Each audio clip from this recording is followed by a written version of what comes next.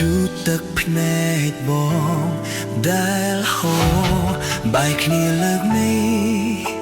លែងអាចបន្តតែបងនៅ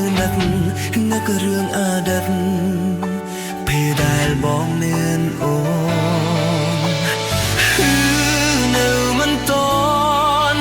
បងភ្លេចទីអនុសាទោះបីឈឺប៉ុណ្ណាអារម្មណ៍ប្រាប់ថានៅនឹកស្ងួ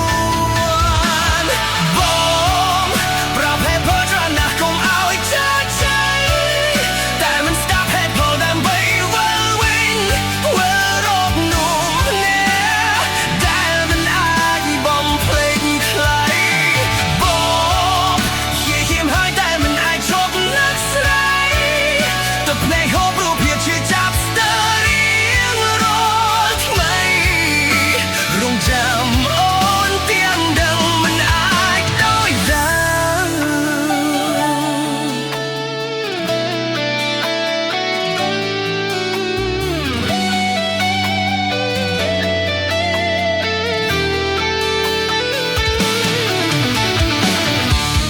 បែកគ្នាលើកនេះលែងអាចបន្ត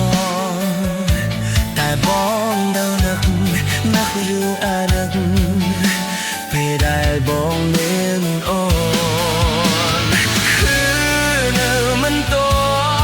ន់បងភ្លេចតានុសា